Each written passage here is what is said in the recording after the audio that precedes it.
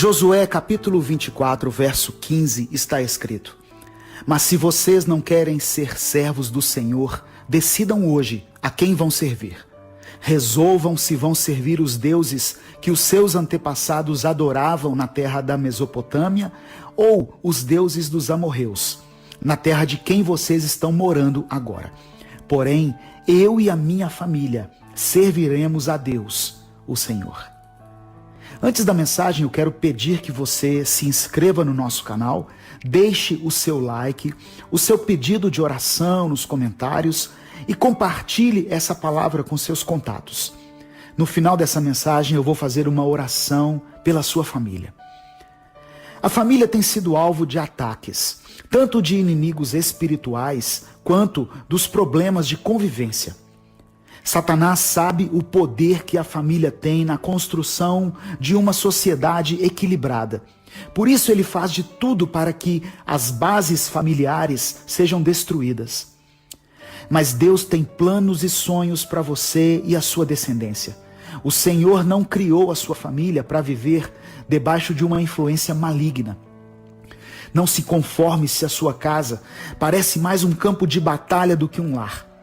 Você, como pai, como mãe ou como filho, pode erguer a sua voz profeticamente e declarar a bênção de Deus sobre o seu lar. Porque existem promessas liberadas na palavra de Deus para a família. Em Gênesis 12, Deus diz que em Cristo todas as famílias da terra seriam abençoadas. É tempo de interceder pela sua casa. Não importa como esteja a sua situação, busque a Deus e declare a palavra profética no seu lar. Tome posse da autoridade que o Senhor te deu e clame por sua família. Marido e esposa devem unir a sua voz em oração e apresentar cada filho a Deus, consagrando a família e pedindo que a vontade do Senhor se cumpra na vida deles.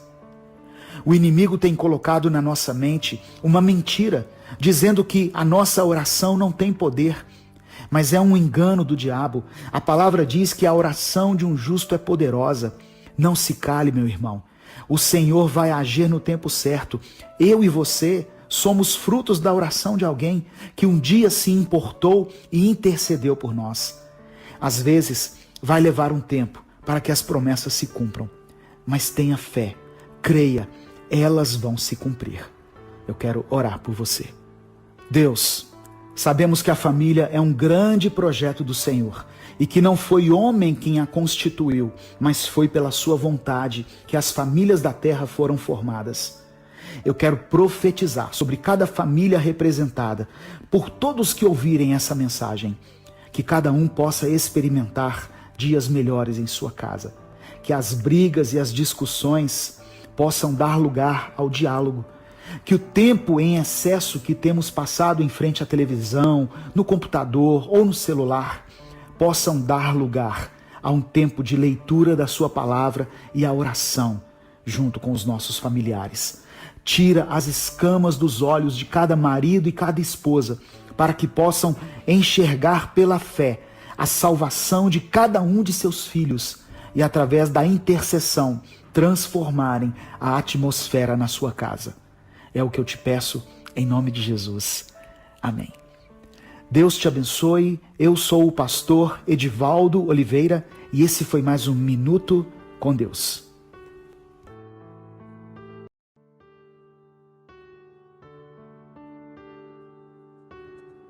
Salmos 71, verso 20, diz assim: Tu que me fizeste passar muitas e duras tribulações, restaurarás a minha vida e das profundezas da terra de novo me farás subir. Às vezes é difícil imaginar por que é que mesmo depois que entregamos nossa vida a Cristo, ainda estamos sujeitos às provações e tribulações da vida. Por que um Deus bom e amoroso permite que passemos por coisas como uma enfermidade, uma separação, um desemprego, a morte de um filho, preocupações e medo? Na mente da maioria das pessoas fica a pergunta: será que Deus me ama mesmo? Por que as coisas são tão difíceis para mim? Se Deus tem poder sobre todas as coisas, por que então Ele não resolve os meus problemas? Não duvide do amor de Deus. A Bíblia nos ensina claramente que Deus ama os seus filhos. E em Romanos 8:28 diz que todas as coisas cooperam para o bem daqueles que amam a Deus. Podemos entender então que as provações e as adversidades que estamos enfrentando fazem parte do propósito de Deus para a nossa vida. E elas são para o nosso bem, por mais que a gente não entenda. Tem pessoas que, se não tivessem enfrentado um problema sério na família, como a morte, a enfermidade ou uma crise no casamento, não estariam hoje na presença de Deus. Tem situações que você está enfrentando que talvez só serão compreendidas na eternidade. O apóstolo Pedro diz o seguinte: nisso vocês exultam, ainda que agora, por um pouco de tempo, devam ser entristecidos por todo tipo de provação. Assim acontece para que fique comprovado que a fé que vocês têm, muito mais valiosa do que o ouro que perece, mesmo que refinado pelo fogo, é genuína e resultará em louvor, glória e honra, quando Jesus Cristo for revelado. Receba essa promessa em sua vida. Suas tribulações vão resultar em louvor, glória e honra. O salmista diz no capítulo 71 que o mesmo Deus que o fez passar por muitas e duras tribulações restauraria a sua vida e o ergueria novamente. Entenda que suas provações não são maiores do que o seu Deus, como diz a canção, e não vão te impedir de caminhar. A verdadeira fé do cristão será confirmada e aperfeiçoada pelas provações que sofremos. Paulo disse que a tribulação nos traz mais perseverança e experiência e renova a nossa esperança. Talvez você esteja sofrendo e enfrentando problemas que são fruto de suas próprias escolhas erradas. Deus nos perdoa, mas de acordo com o que plantamos, vamos colher as consequências. Ainda assim, saiba que Deus não se esqueceu de você, mesmo se tivermos que sofrer as consequências naturais dos nossos pecados. Tiago disse que felizes são os que perseveram na provação, porque depois de aprovados, receberão a coroa da vida que Deus prometeu aos que o amam. Eu quero orar por você. Senhor, eu te agradeço porque sei que em todas as provações e tribulações que tiver que enfrentar nessa vida, nós teremos a vitória em Cristo.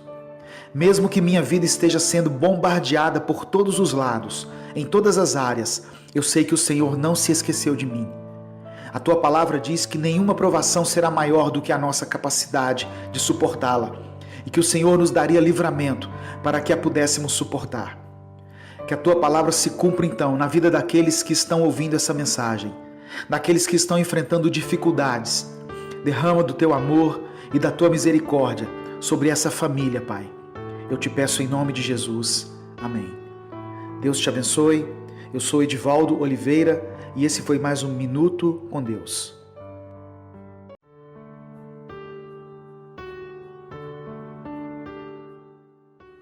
Marcos capítulo 8, verso 25 está escrito: mais uma vez, Jesus colocou as mãos sobre os olhos do homem. Então seus olhos foram abertos e sua vista lhe foi restaurada, e ele via tudo claramente.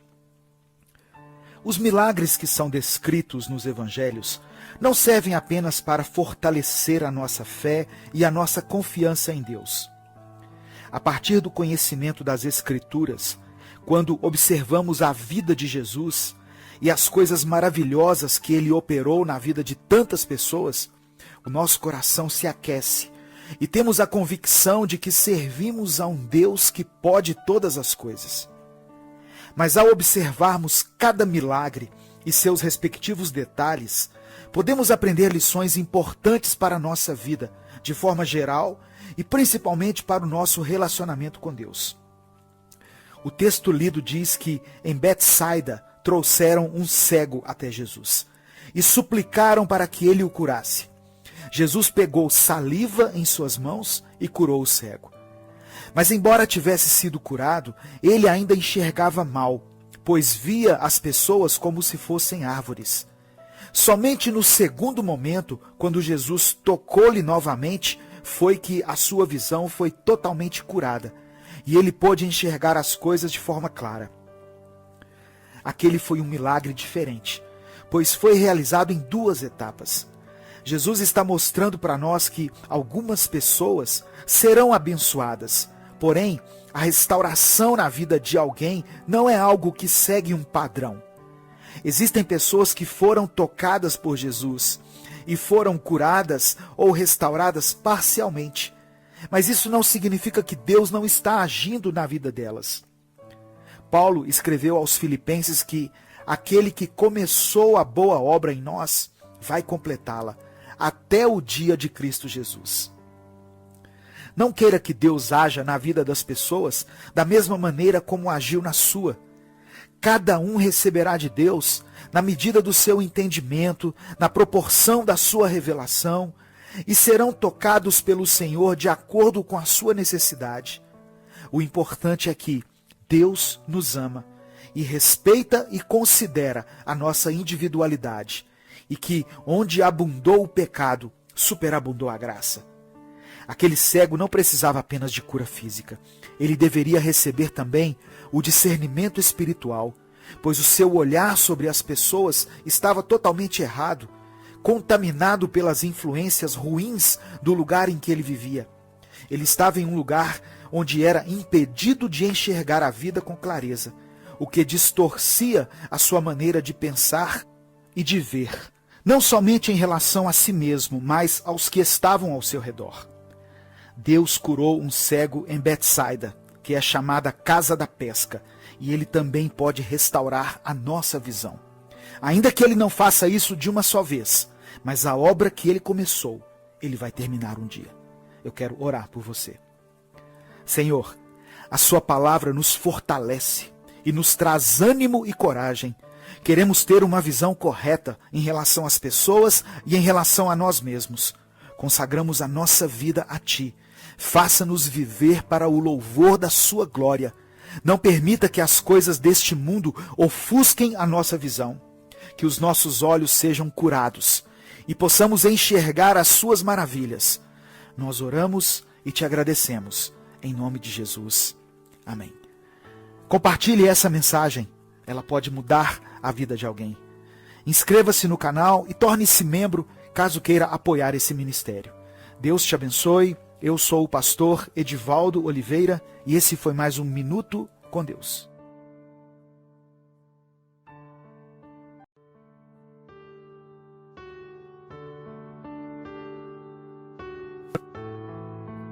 Primeira Crônicas, capítulo 4, verso 10, diz assim: Jabes orou ao Deus de Israel: abençoa-me e aumenta as minhas terras, que a tua mão esteja comigo, guardando-me de males e livrando-me de dores. E Deus atendeu ao seu pedido.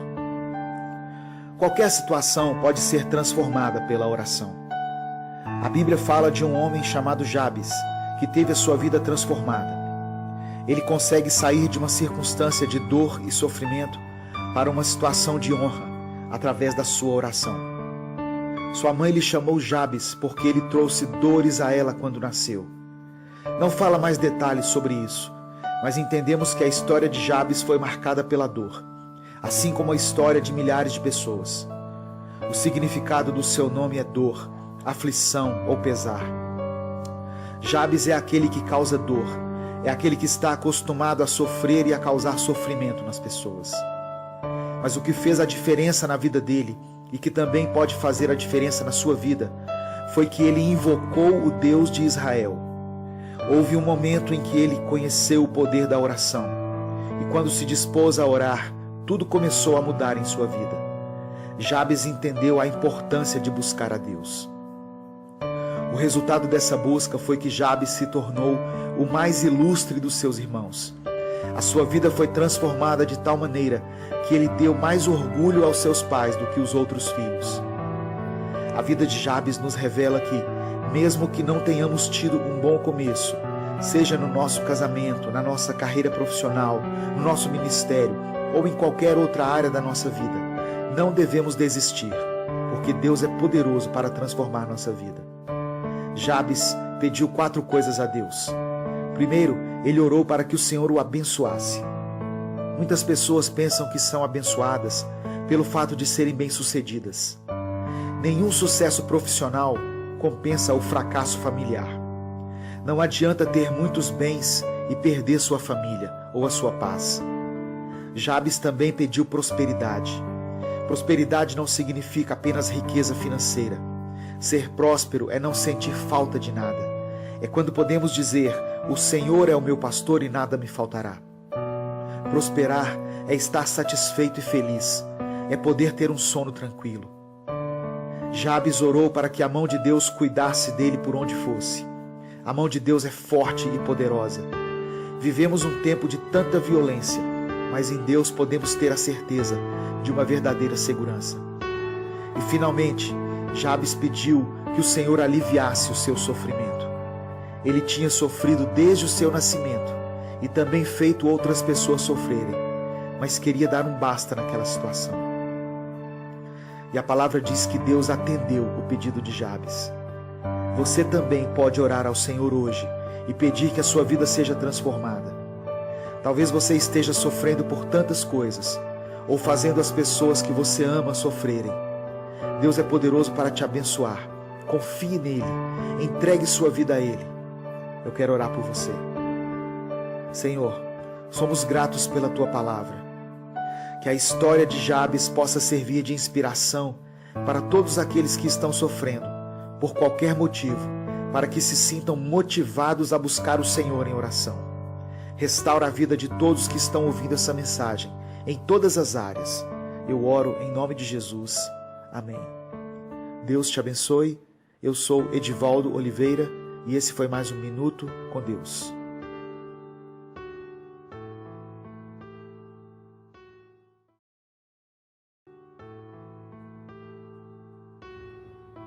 Salmos 37, verso 5 diz assim: Agrada-te do Senhor e Ele satisfará os desejos do teu coração.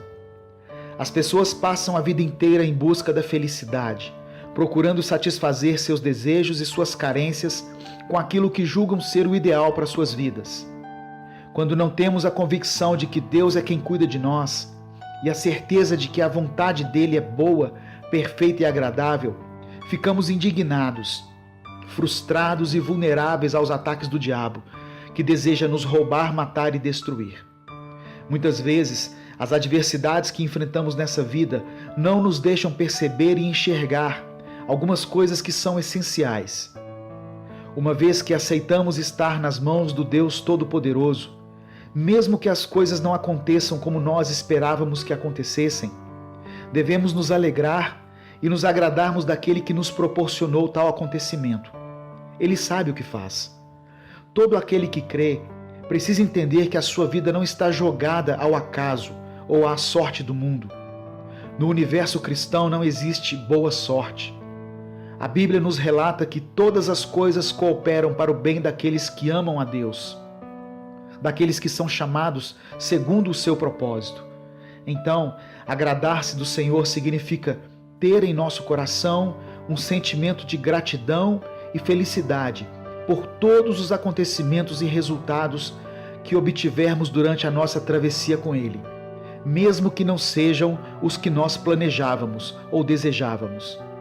Se você orou, colocou seus desejos, a sua ansiedade e as suas expectativas nas mãos de Deus, fique certo, meu irmão, minha irmã, de que você se agradará e muito daquilo que só Deus é capaz de fazer e te proporcionar. Primeiro, alegre-se daquilo que o Senhor tem dado e feito por você, sabendo que, por incrível que pareça, é o melhor para a sua vida. E depois, como um Deus maravilhoso e misericordioso que é, Ele mesmo satisfará os desejos do seu coração. Perceba que o salmista diz que não é apenas um, mas muitos dos seus desejos. Ame a Deus, confie nele, alegre-se em seus feitos. Não há prejuízo, porque o que você precisava perder, você já perdeu, a sua condenação. Eu quero orar por você. Senhor, que através dessa mensagem, as pessoas possam enxergar que a sua vontade, o seu olhar e os seus feitos em qualquer área da nossa vida é o que há de excelente para nós. Não sabemos o que queremos quando pedimos em oração, assim como diz na sua palavra, há caminhos que ao ser humano parecem ser as melhores opções de vida, mas ao final conduzem à morte. Então, Pai querido, ensina-nos a ficar satisfeitos com todos os seus feitos e agradecer por algumas orações em que tivemos de aceitar o seu não, pois certamente esse não que recebemos é o nosso livramento, bem como a nossa certeza de vida plena. Eu oro em nome de Jesus. Amém. Curta e compartilhe essa mensagem. Deixe seu pedido de oração nos comentários. Eu sou Edivaldo Oliveira e esse foi mais um Minuto com Deus.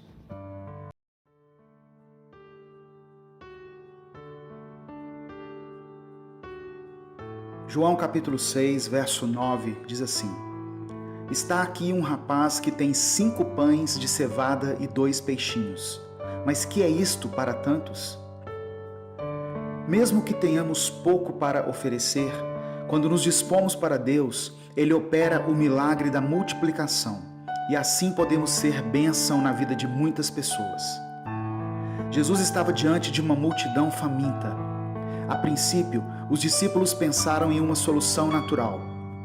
Eles disseram: não temos dinheiro suficiente para alimentar a multidão.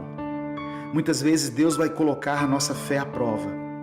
Me chama a atenção aquele rapaz, que mesmo sem ter o bastante, ofereceu tudo o que tinha.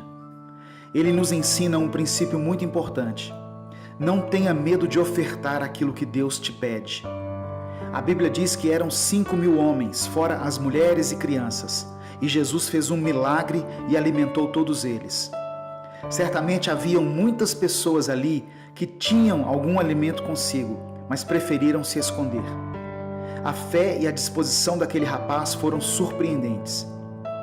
Quantas pessoas que têm tanto para dar, seja em recursos financeiros ou em talentos e dons, mas estão paradas, sem fazer nada? E quantos que têm pouco, mas entregaram esse pouco que têm nas mãos de Deus? Outra coisa que nos chama a atenção é que quando Jesus pega aquele alimento, a palavra diz que ele agradeceu a Deus antes de o repartir entre os discípulos. Esse é mais um dos princípios da multiplicação. Seja grato ao Senhor por aquilo que Ele tem te dado. Talvez as coisas não estejam saindo como você havia planejado. A crise que se instalou no país fez com que muitas pessoas reaprendessem a viver com pouco, mas mesmo assim, agradeça a Deus. Se não tem te faltado o alimento à sua mesa, agradeça ao Senhor. Se você está empregado, mesmo que não seja o emprego dos seus sonhos, louve a Deus pelo seu trabalho. A palavra diz que se formos fiéis no pouco, Deus nos colocará sobre o muito. E a terceira coisa que vale ressaltar nessa passagem é que o alimento que sobrou foi todo recolhido para que, segundo as palavras de Jesus, nada se perdesse. É incrível como nos tornamos uma geração que descarta as coisas tão facilmente. Eu quero te dizer uma coisa: se o seu guarda-roupas não está mais cabendo nenhuma peça, é sinal de que está na hora de você doar para alguém. Se Deus tem abençoado tanto a sua vida, quem sabe é para que você seja um canal de bênção na vida de outras pessoas. Quantas pessoas necessitadas ao seu redor e você não se importa? As multidões continuam famintas, seja do alimento físico ou do alimento espiritual, e Jesus continua esperando que alguém como aquele jovem se disponha e não tenha medo de entregar o pouco que tem. Eu quero orar por você. Senhor, somos gratos porque de alguma maneira o Senhor tem suprido todas as nossas necessidades. Use a nossa vida como um canal de bênçãos para que outras pessoas também sejam beneficiadas pela porção que o Senhor tem nos dado. Eu te peço que o Senhor supra a mesa da viúva, do órfão e do missionário. Não deixe que o egoísmo e a ganância sufoquem o sentimento de compaixão que o Espírito Santo colocar em nosso coração. Eu oro em nome de Jesus. Amém. Faça sua inscrição no canal do YouTube e curta a página Minuto com Deus no Facebook. Deus te abençoe. Eu sou Edivaldo Oliveira e esse foi mais um Minuto com Deus.